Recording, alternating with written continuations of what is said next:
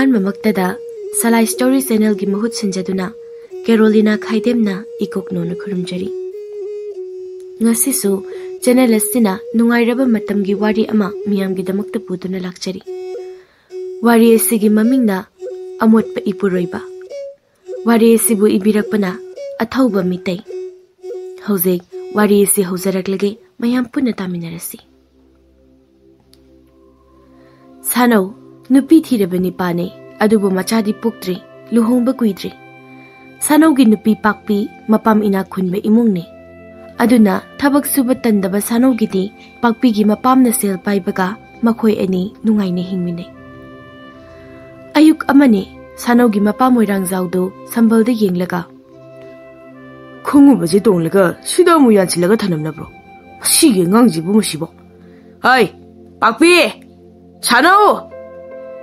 pakpi do thoglai babo ai khumi sanau gi khumla yalibse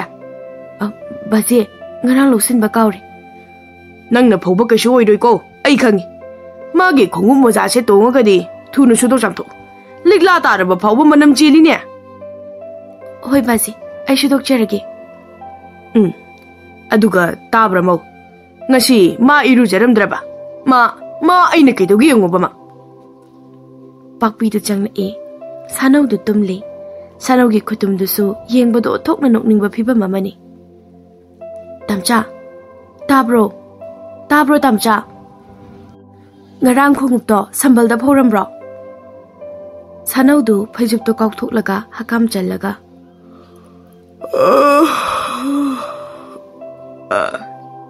khang dera ai khungu moja manam do huine am pa mal adugi huine chen maram as kaino tamcha manam side as yam hine de ko ichan do mina ta sau ko ni nang na tamcha ko ni kani min ko no noi ni gi min ko sibo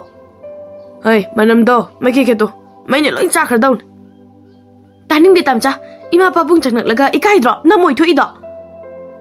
mapal da gi sanau gi machan nupi chantona ta chao manam se mapal yau rei ko oningi ko yam na e ima na bi ga la di yam kai ni ngai ni o namana bido la di santhi manam ne na ayu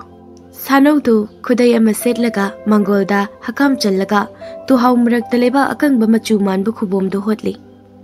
pakpina tamja iru khara khara lu ko khubom ne na khut no hot pa da pung awawre ing dawri ne pakpe che samje am to puthoro kok se am to holo samdi sung tom dana sung kak dana hakat cha da bani kai no samdo hana mu ta kak thalo so yeng be am haina dre nakoi duga tamcha nang ang au bya mali ko pabung na tamcha nang iru jara mo haibani ko yam hakat che pakpe kok se am to hot ke samje to puthoro me ho ai hoi pi ge upul thang bana kok to sanau do magi makok to achobo khujil du no goro hotli aduga magi khujil manungda amuba amade angauba amotpa khara su yauri sanau du khujil achoba du de yenglaga shidi pachana mot le he kok shide papia agi koksha nang ong to tumbiyo isinga sabana tamcha nang ai sum saurani samdo hana mta ka ucho aduga irujana ba moirang jawdo ngobi ga changni ngobina yama ngang ni da muthina chelakli ba ngang do cheninga ga chen chanu chenindra ga tok chanu moi gi wa do tok na cha nu pa se nu pi thira kan da masaji khara na la kadra khan men adubu nu pi thira gi hena mochi lagle hai wani maushina na cha nu pa se soi da nang goi khiba tari bo mapa yamna mot laga na isingda nu minini umni tinga ga lore ai phagi da halaka no ngobi mangol sida na cha ni pa se yong na lapoi laklam dai man kai makhung makhut makku ko si holaga hingon di yingli se aina ngangla di mausin nuai kiroi ko masi makku sida ising ko phu ma soklaga haijin da na tokla ni ngasi ma moirang jaw gi lekai da ichan tombi ga lon na khangna jaba mabuk mapau yamna phaba sakhen ko ba pakhang amale sakena moirang jaw bu yamna kizai maramdi moirang jaw na sanau da hek ngang ba chei ba to bugi wari ichan tombi na sakhenda yamna kina हेंजन साथीन लिसनबगी सखेन की मयुमदनी सखेन की मपा मोहना इबुंगो हंदकती नचेगा नचलगी फौ खरा हेन PBC अनीदुना नुंगाइबा इमुंग अमत्तदा Hague मयुम पान कमाइन तौदना खंगरुरिबा निपासिंगनो खंगदिने बाबो इनाउगिदी नुपादुना तनबै mama मपाना तोंगान पिजबने अदुबु इचेगिदी तसेंगना लाइररे इचेगी लाइबक्ता तमलंबनी पाबुंगमुसी इबाइसु थपक्ति फजना सुजबने अदुबु मतमसिगी पोचैगी ममलगा सेलनी Helena होंगबना तुंगसिन मंगमदा तौरिनी बाइदो नंगना नचेगा नचन नुपीगा लुना तौजबसिदी हाय नमादो मख्वांग नाय हरमबने फौ कोलुबगी बाजे अइना कोटके हायरगा हाय अदुदी नमादा हायुने इमादा हारिनी कइनो आइगिसे ए बाजी आई कोटकेबु नमादा हारिब्रो सखेन की ममा मेमतोंदो फौबोरा अमा इमुंगदगी मपालदा चिंगागा थोकलई चेंग ओइना तकथोकलगा पिबिरसे निंगोल अनिगिदो इबुंगा नंग कनागा नचेगिदा चकनिया इमा इची होइदा चटबबु मी होरगा चलो हाइब्रो फौसे आई तकलुरगे मोहना मोइरांग जावदो मिदा अमा तौबनी बुंगो मोइरांग जावगी मनाक्ता लेरिंगै नंग वा याम nganganuko नंगदी चेंग तकफम थोकपा अदुम ताओ इबुंगा सानौदो चेंग तकपदा चेंग खपकनु हायुको अदुदी इमान ओइना हाइबिरमो अदुम हाय फागी तौबनीने मोहना अइदी मदुवे ngang मनम याम चेली हाइनदिने थबकपुदी ओंथोकना फै हाइबो मकोक मरुदुनगा चेंकुक वाइकुप इथांग थांगनदना पाखंग ओइरिङैदि तरु तनानजबने अदो नुपी म काइनैदन तौरुबदगे इरोइ मानख्रेने मादो नुपीसु थीरे मागी नुपीदुना मसा मौदो खरा तरु तनाना लेहनबे याबन मनम इनम नम थीरदना मीनेना बाबो ता सनौदो कमाइ मोत्ख्रिनो मसागी आ पिकलिङैदगे मोलकपदि ओइरमदौ मादेदा चाबा थकपा वातबा मरल लेना केना मौना लेबा इमुंगनि मोइदे तुकुच्चबा वारिनि देबो मागी वारिसे मागा चही 13 नुंसिनरकपा लेकाइगी नुपी एमा पत्तखै नुंसिनरगा नुपा अमदा चेंथोखिबदगी चही अनिमु लंबी मताइगी लुखा कोमदा लेरुरबन करम्ब लुखा कोम न पाबो लुखा कोम हायरदी अखोइ स्वाइ लवाइददी लुखा कोम लेतमिना इम्फा लेकाइ दोइबा ताबनिदना मानिने पाबो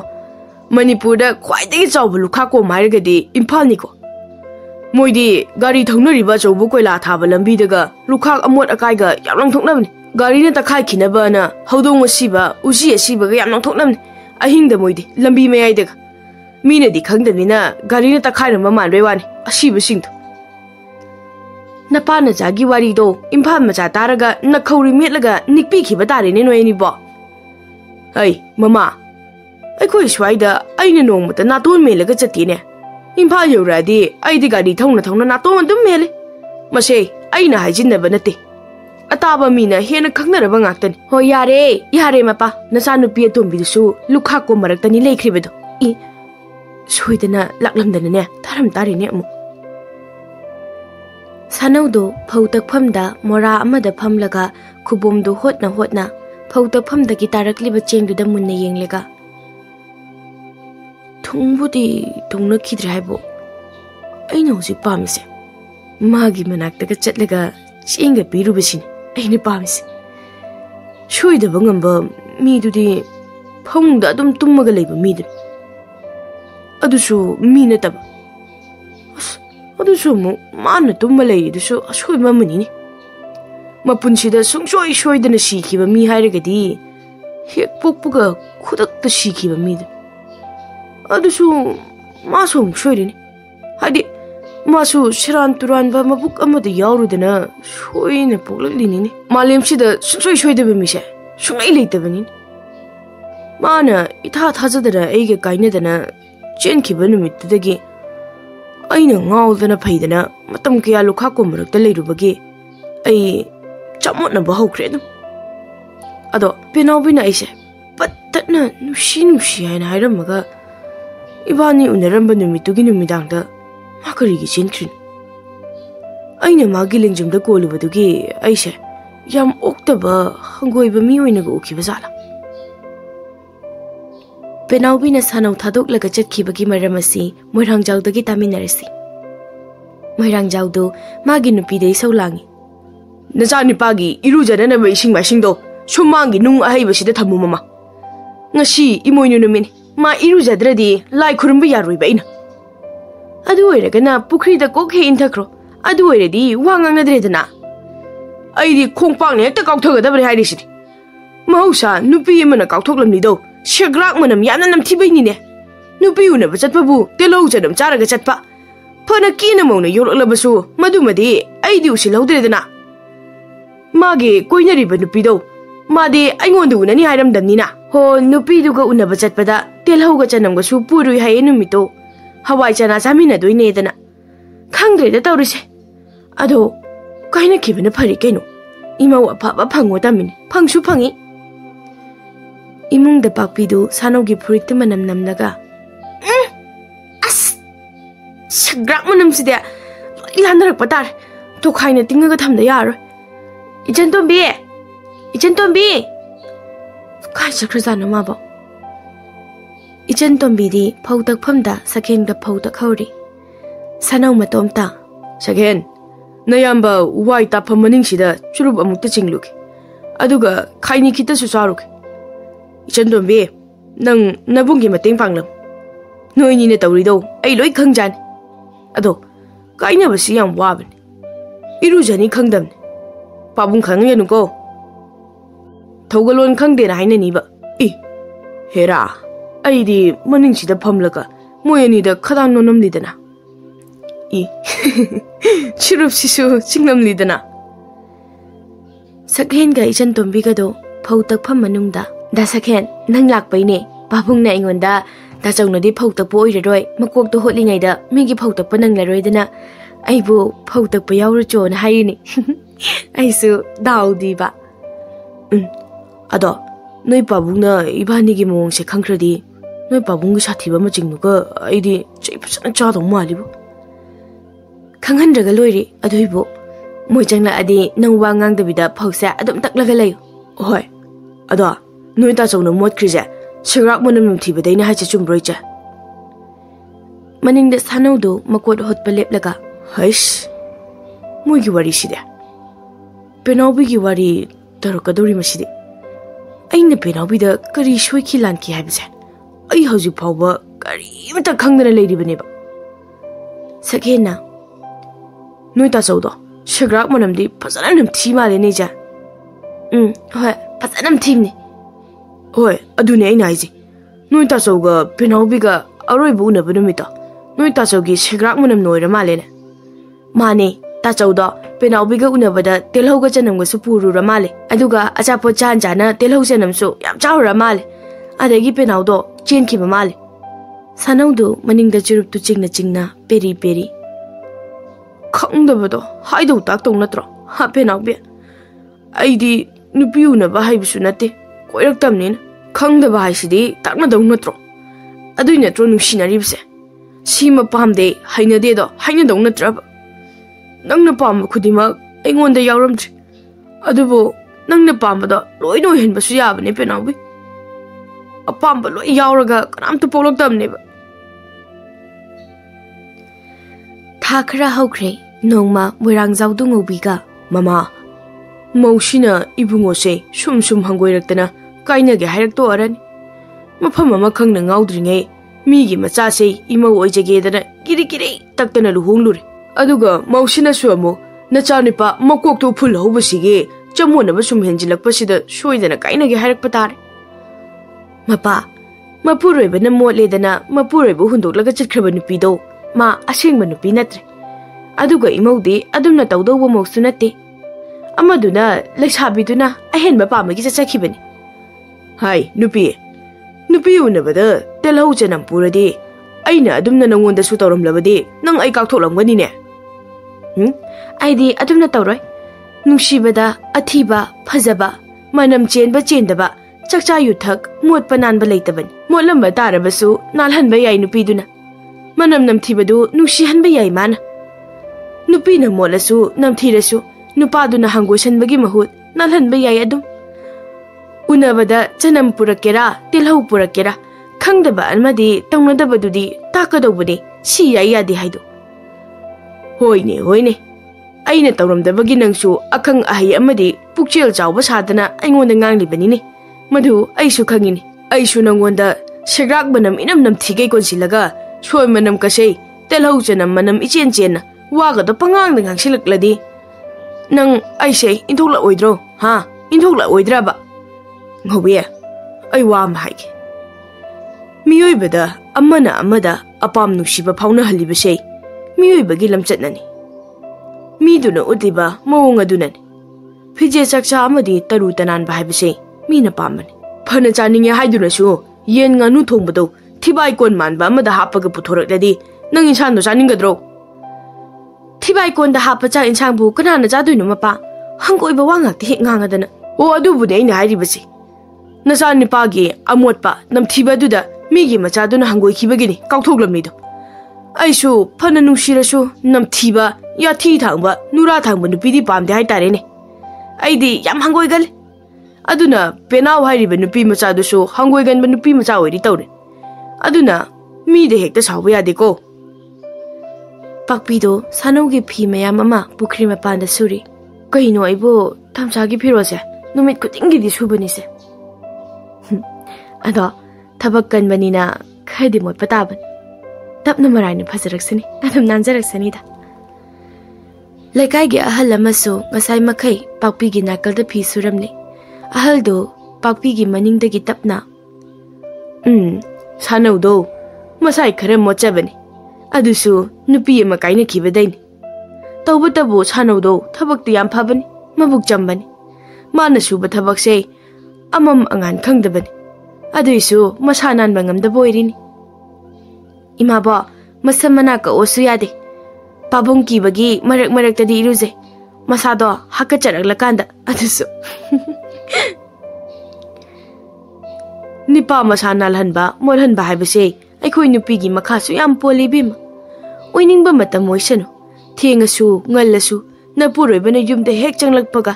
ꯏꯁꯤꯡ ꯃꯥꯏꯁꯤꯡꯗꯣ ꯃꯅꯥꯛꯇ ꯍꯦꯛꯇ ꯊꯥꯡꯖꯤꯟꯗꯧꯕꯅꯤ ꯍꯥꯏꯗꯤ ꯈꯔ ꯇꯟꯒꯟꯕ ꯃꯤꯗꯤ ꯏꯃꯥꯕꯣ ꯑꯗꯨꯒ ꯌꯥꯗꯦꯗ ꯄꯥꯕꯨꯡꯒꯤ ꯃꯃꯥꯡꯗ ꯍꯥꯏꯅꯕꯁꯨ ꯏꯀꯥꯏ ꯃꯔꯝꯗꯤ ꯄꯥꯕꯨꯡꯅ ꯇꯝꯆꯥꯗ ꯊꯤꯅ ꯍꯦꯛꯇ ꯆꯩꯕꯤ ꯑꯩꯗꯤ ꯄꯥꯕꯨꯡꯅ ꯇꯝꯆꯥꯗ ꯉꯥꯡꯕꯤ ꯆꯩꯕꯤꯕꯁꯦ ꯑꯩ ꯇꯥꯕ ꯌꯥꯝ ꯅꯨꯡꯉꯥꯏꯇꯦ ꯄꯥꯕꯨꯡꯅ ꯁꯥꯎꯔꯒ ꯉꯥꯡꯕ ꯋꯥꯁꯦ ꯑꯩ ꯌꯥꯝ ꯀꯤꯌꯦ ꯏꯃꯥꯕꯣ ꯅꯪꯕꯨ ꯁꯥꯅꯧꯁꯦ ꯌꯥꯝꯅ ꯅꯨꯡꯁꯤꯕ꯭ꯔꯅꯦ ꯍꯥ ꯍꯣꯏ ꯃꯥꯕꯣ ꯇꯝꯆꯥꯒꯤ ꯃꯕꯨꯛ ꯈꯨꯆꯝꯁꯦ ꯑꯩꯅ ꯃꯄꯣꯛ 8 ꯄꯣꯛꯑꯁꯨ ꯃꯥꯒꯨꯝꯕꯗꯤ ꯊꯦꯡꯅꯗꯧ ꯃꯥꯟꯗꯦ ꯃꯥꯒꯤ ꯑꯐꯕ ꯄꯨꯛꯆꯦꯜꯁꯦ ꯍꯣꯡꯈꯤꯗ꯭ꯔꯒ ꯂꯣꯏꯔꯦ ꯑꯩꯒꯤꯗꯤ ꯑꯗꯨꯕꯨ ꯃꯥꯒꯤ ꯑꯃꯣꯠꯄꯁꯤꯗꯤ ꯑꯩ ꯃꯥꯒꯤ ꯂꯣꯏꯅꯕꯤ ꯑꯃ ꯑꯣꯏꯅ ꯇꯞꯅ ꯆꯞꯅ ꯁꯦꯝꯗꯣꯛꯀꯅꯤ ꯍꯣꯏꯅꯦ ꯑꯗꯨꯕꯨ ꯃꯁꯥꯗꯣ ꯑꯃꯨꯛꯇ ꯅꯥꯜꯍꯜꯂꯨ ꯅꯨꯄꯤ ꯃꯆꯥ ꯑꯃꯅ ꯏꯆꯥꯗꯣ ꯍꯦꯛ ꯉꯥꯎꯍꯜꯂꯝꯗꯅ ꯐꯩꯔꯦꯡ ꯇꯨꯔꯦꯡ ꯆꯠꯂꯨꯕꯗꯩꯅꯤ ꯇꯧꯈ꯭ꯔꯤꯕꯗꯣ ꯏꯄꯪ ꯄꯪꯖꯅ ꯅꯨꯄꯤ ꯑꯉꯥꯡ ꯂꯣꯏꯅꯕꯁꯨ ꯍꯩꯖꯗꯕꯅꯤ ꯈꯪꯗꯕ ꯍꯥꯏꯁꯤꯗꯤ ꯑꯈꯪꯕ ꯂꯣꯏꯅꯔꯤꯕ ꯃꯤꯗꯨꯅ ꯁꯦꯝꯗꯣꯛꯄꯤꯒꯗꯧꯕꯅꯤ ꯍꯦꯛꯇ ꯃꯣꯠꯂꯦ ꯍꯥꯏꯗꯅ ꯑꯍꯦꯟꯕꯁꯨ ꯈꯛ ꯊꯤꯔꯣꯏꯗꯕꯅꯤ ꯏꯅꯥꯛ ꯀꯩꯔꯥꯛ ꯈꯨꯟꯕ ꯏꯃꯨꯡꯗ ꯃꯤꯅꯥꯏ ꯑꯣꯏꯅ ꯂꯩꯔꯨꯗꯣꯏ ꯁꯔꯨꯛ ꯂꯥꯏꯔꯕ ꯏꯃꯨꯡ ꯑꯃꯒꯤ ꯌꯨꯝꯕꯨꯔꯦꯝꯕꯤ ꯑꯣꯏꯅ ꯂꯩꯗꯧꯕꯅꯤ ꯃꯤꯑꯣꯏꯕ ꯍꯥꯏꯕꯁꯦ ꯁꯦꯝꯗꯣꯛꯂꯒ ꯂꯣꯏꯅ ꯌꯥꯕ ꯉꯥꯛꯇꯅꯤ ꯌꯥꯗꯕ ꯑꯃꯠꯇ ꯂꯩꯇꯕꯅꯤꯀꯣ ꯇꯟꯖꯥꯗꯨꯗ ꯃꯁꯝ ꯃꯅꯥ ꯏꯐꯥ ꯐꯥꯕ ꯃꯧꯒꯤ ꯐꯤꯖꯣꯜ ꯁꯦꯠꯄꯤ ꯅꯨꯄꯤ ꯑꯃꯅ ꯐꯤ ꯕꯣꯔꯥ ꯑꯃ ꯃꯀꯣꯛꯇ ꯀꯣꯛꯊꯣꯡꯅꯔꯒ ꯄꯨꯈ꯭ꯔꯤ ꯃꯄꯥꯜꯗꯨꯗ ꯒꯤꯠ ꯂꯥꯎꯅ ꯊꯥꯔꯒ ꯐꯝꯊꯩ ꯑꯍꯜꯗꯨ ꯋꯥ ꯉꯥꯡꯕ ꯂꯦꯞꯄꯤ ꯄꯥꯛꯄꯤꯁꯨ ꯋꯥ ꯉꯥꯡꯕ ꯂꯦꯞꯄꯤ ꯑꯗꯨꯒ ꯐꯤ ꯁꯨꯕ ꯂꯥꯛꯂꯤꯕꯗꯨꯗꯤ ꯁꯥꯅꯧꯒ ꯅꯨꯡꯁꯤꯅꯔꯝꯕ ꯄꯦꯅꯥꯎꯕꯤꯗꯨꯅꯤ ꯄꯦꯅꯥꯎꯗꯨ ꯐꯤꯗꯨ ꯇꯞ ꯇꯞ ꯄꯥꯏꯔꯒ ꯑꯥꯗꯁꯨ ꯐꯅ ꯀꯨꯏꯅ ꯃꯤꯅꯥꯏ ꯑꯣꯏꯔꯨꯔꯦ ꯑꯗꯨꯒ ꯁꯤꯗꯁꯨ ꯃꯤꯅꯥꯏ ꯑꯗꯨꯝ ꯑꯣꯏ ꯅꯨꯄꯥ ꯃꯌꯨꯝꯗ ꯑꯩꯅ ꯍꯥꯏꯕ ꯌꯥꯗ꯭ꯔꯁꯨ ꯅꯤꯡꯉꯣꯜ ꯃꯋꯥ ꯏꯜꯍꯜꯂꯒ ꯌꯥꯒꯗ꯭ꯔꯥ ꯈꯜꯂꯨꯕꯅꯤ ꯅꯤꯡꯉꯣꯜ ꯃꯋꯥ ꯏꯜꯂꯒꯅ ꯍꯦꯟꯖꯤꯜꯂꯛꯑꯦ ꯈꯨꯃꯣꯠ ꯑꯃꯅꯦ ꯃꯁꯤꯒꯤ ꯅꯤꯄꯥꯁꯦ ꯊꯕꯛꯅ ꯁꯨꯅꯤꯡꯗ꯭ꯔꯤꯕ ꯃꯤꯔꯦꯝꯃꯁꯦ ꯃꯁꯦ ꯃꯈꯣꯡ ꯃꯈꯨꯠꯅ ꯃꯔꯣꯜ ꯑꯃ ꯋꯥꯎꯔꯤꯕ ꯈꯨꯅꯤꯡꯅ ꯃꯔꯣꯜ ꯑꯃ ꯃꯨꯔꯤꯕ ꯈꯣꯡꯅꯤꯡꯅꯒ ꯃꯔꯣꯜ ꯑꯃ ꯀꯥꯏꯔꯤꯕ ꯃꯣꯝꯄꯥꯛ ꯐꯤꯗꯛꯁꯤꯁꯨ ꯃꯥꯒꯤ ꯈꯨꯅꯤꯡ ꯑꯀꯥꯏꯕꯗꯨꯅ ꯇꯛꯄꯗ ꯂꯣꯏ ꯁꯦꯒꯥꯏꯔꯦ ꯁꯣꯔꯅ ꯃꯔꯣꯜ ꯑꯃ ꯅꯝꯊꯤꯔꯤꯕ ꯁꯒ꯭ꯔꯥꯛ ꯃꯅꯝꯒ ꯅꯝꯊꯤꯔꯤꯕ ꯌꯥꯊꯤꯅ ꯆꯕꯥꯛ ꯆꯕꯥꯛ ꯊꯥꯡꯉꯤꯕ ꯁꯤꯗꯩꯁꯤꯗ ꯍꯨꯃꯥꯡ ꯃꯅꯝꯁꯨ ꯑꯃꯨꯛ ꯌꯥꯎꯁꯤꯜꯂꯛꯂꯤꯕꯅꯤꯗꯣ ꯑꯍꯥꯟꯕ ꯎꯅꯕꯗꯒꯗꯤ ꯃꯁꯥꯒꯗꯣ ꯈꯨꯠꯅꯥꯟ ꯑꯃꯅꯤ ꯃꯁꯝ ꯃꯅꯥꯒꯁꯦ ꯁꯟ ꯏꯔꯣꯏꯅ ꯂꯦꯛꯈꯤꯕꯒꯨꯝꯅ ꯃꯆꯨꯝ ꯇꯥꯔꯗꯅ ꯃꯃꯥꯏꯒꯗꯨꯅ ꯍꯨꯏ ꯍꯧꯗꯣꯡꯅ ꯂꯦꯛꯈꯤꯕꯒꯨꯝꯅ ꯂꯪꯇ꯭ꯔꯤꯛꯀ ꯂꯪꯂꯗꯅ ꯑꯗꯨꯒꯗꯤ ꯑꯩꯉꯣꯟꯗ ꯂꯥꯡ ꯊꯥꯛꯄ ꯑꯣꯏꯔꯝꯃꯦ ꯑꯩ ꯌꯥꯝ ꯄꯦꯟꯗꯦꯗ ꯑꯩ Penaudo magi ningol mawa ilhanba nupadugi mafidu khudengda suru suru naisilaga yam tukanchai manang ngakta phizum sisu as phidagi tholakpa amotpasina phi sisu iwaw wawna kongol kare base pakpina penaubida kaidawrina napuroibana sechaba phi haisdi ekhoina suba chamba tabani iwa upuroibana selam jaramba amata ekhoina hangoiba yadina iche lamhuidagi hena mata dhaiba chamotnaba suningdaba katalai chuba amada yum palure mama mapaduna su karimata haibidaba ipamdagi niraga charaga hawe khanjaba amada yum palure ipamdagi niraga sumchadoi oiradina ningol mawa ilhanbane ado sidane hena sathirakle imabukna nangbu penau natrane ha imabo aise penau mandrabo hinjabi malurabro pakpidu penaubi oirambaduda mamittu imabuktu kurukuru yengamlaga tumina lekhre pakpidu magi phidu thuna suraga halai matam khara haukhre pakpigi laibak phabadi penaubidu mapamda magi nupadu ningol mawa ilhalaga lei haiba pauta basini maramdi penaubi halaklabanina pakpina sanauda masana lahangadoribani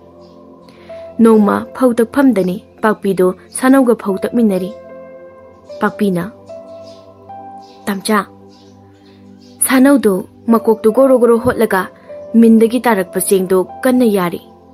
pakpina amo ho tamchao ho taye ho ai kainom ta haige hayo nanga hana khangneramba mayum pankibado penaudo penau hale haidaine pakpia halakpa nate tamcha mapuroibaga mapamda leibane phaini adudia pakpia koksa makase napi kotnaba khuraktuna kotladi pupen pen no male oiba tamcha how hayo minangba tamcha nangda penaubida laman khumboina magi mamangda na sado amukta yamna nana leisiba kaigi nandoino pakpe aibu mainu paro mainu pa masa yam nanba ma lei haibane leite magi nupa do khumot amane hai aduna penaugi amotpa nupa dugi mamangda tamcha nang amukta naikhai haninge ba idi sanaudo phautak lamba mindu muthatlaga pakpida nophet ka tawna chepna yenglaga ai akchang na lo hairo pakpia ai amu naikhai ro hairaba ai telhau janam amu tamcha telhau janam jaw haibana tiye penaugi mamangda hakchang do amukta sit nan halaga ibani laikai koi these sini moirang jaw do changlei kedora phautak pa mokhol tadrabadi bungwa pabo ai hakchang nan da yadre nang hakchang nan ba yade nang leibagine imungda kang haying inba ngamdribisi nang leibagine imungda namthiba manam khara khara aikhoina namba phangjribisi pabo aidi hakchang nalani hairishini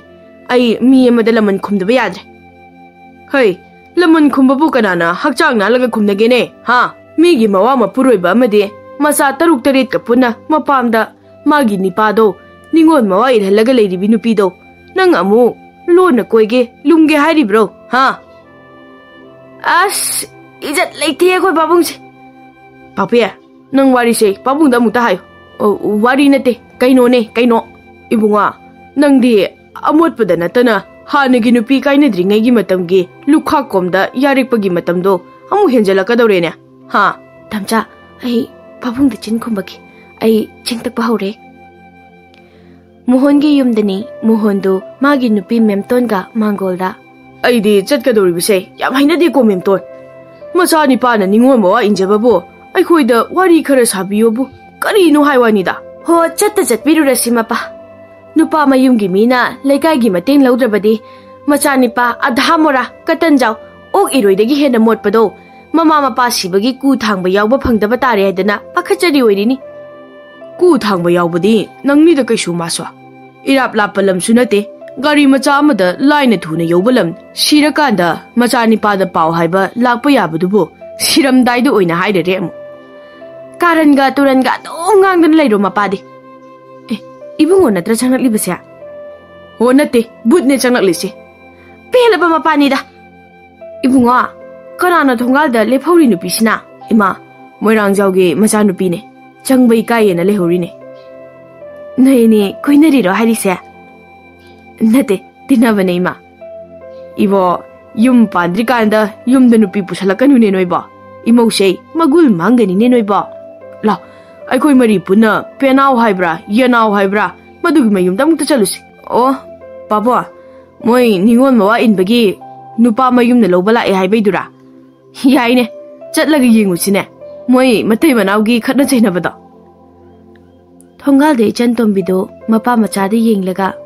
ꯂꯩꯕꯗꯤ ꯅꯨꯡꯉꯥꯏꯗꯧꯔꯤꯕ ꯏꯃꯨꯡꯅꯤꯅꯤ ꯑꯩꯁꯨ ꯆꯪꯁꯤꯜꯂꯒ ꯋꯥꯔꯤ ꯌꯥꯎꯁꯤꯟꯕꯅ ꯐꯅꯤ ꯋꯥꯔꯤ ꯅꯨꯡꯉꯥꯏꯗꯧ ꯃꯥꯜꯂꯤꯉꯣ ꯁꯨꯝ ꯏꯆꯟꯇꯣꯝꯕꯤꯁꯨ ꯏꯀꯥꯏ ꯈꯪꯗꯒꯩ ꯁꯈꯦꯟꯒꯤ ꯃꯄꯥ ꯃꯆꯥ ꯃꯃꯥꯒꯤ ꯃꯅꯥꯛꯇ ꯃꯃꯥꯏꯗꯣ ꯊꯥꯔꯞꯅ ꯇꯞꯅ ꯆꯪꯈꯤ ꯄꯦꯅꯥꯎꯒꯤ ꯅꯨꯄꯥ ꯅꯤꯉꯣꯜ ꯃꯋꯥꯗꯨ ꯅꯨꯄꯥ ꯃꯌꯨꯝꯅ ꯅꯝꯗꯅ ꯄꯨꯅꯅꯕ ꯍꯣꯠꯅꯔꯒꯁꯨ ꯄꯦꯅꯥꯎꯅ ꯉꯝꯗꯅ ꯌꯥꯜꯂꯒ ꯊꯝꯍꯧꯔꯦ ꯃꯇꯝ ꯈꯔ ꯍꯧꯈ꯭ꯔꯦ ꯅꯣꯡꯃ ꯄꯦꯅꯥꯎꯒꯤ ꯅꯤꯄꯥ ꯁꯑꯣꯝ ꯀꯨꯆꯨ ꯃꯥꯟꯕ ꯏꯔꯣꯏꯒꯨꯝ ꯃꯣꯠꯄ ꯔꯥꯖꯦꯟꯗꯨ ꯁꯥꯏꯀꯜ ꯑꯇꯦꯛꯄ ꯑꯃꯗ ꯐꯧ ꯕꯣꯔꯥ ꯑꯃ ꯏꯜꯂꯒ ꯁꯥꯅꯧ ꯍꯣꯏꯗ ꯂꯥꯛꯏ ꯑꯗꯨꯒ ꯁꯥꯅꯧꯒꯤ ꯐꯧ ꯇꯛꯐꯝꯗ ꯃꯤ ꯑꯃꯠꯇ ꯂꯩꯇꯕ꯭ꯔꯣ ꯐꯧ ꯇꯛꯐꯝꯁꯦ ꯑꯩꯅ ꯁꯨꯝ ꯇꯛꯄꯅ ꯐꯗꯣꯏꯔꯥ ꯁꯣꯝꯗ ꯄꯦꯅꯥꯎꯗꯨ ꯃꯌꯨꯝꯗ ꯑꯩꯗꯤ ꯃꯣꯏꯗ ꯐꯧ ꯇꯛꯄ ꯆꯪꯕ ꯁꯨꯡꯉꯝ ꯍꯦꯛ ꯉꯝꯂꯔꯣꯏ ꯃꯤꯒꯤ ꯃꯆꯥ ꯃꯣꯠꯂꯦꯅ ꯅꯣꯛꯅꯔꯨꯔꯒ ꯏꯋꯥꯁꯤꯅ ꯀꯔꯤꯅꯣ ꯇꯧꯔꯤꯕꯁꯤꯕꯣ ꯅꯝꯅ ꯅꯝꯊꯤꯔꯤꯕ ꯈꯨꯖꯤꯜ ꯈꯨꯌꯥ ꯀꯛꯑꯣꯁꯨ ꯌꯥꯗꯕ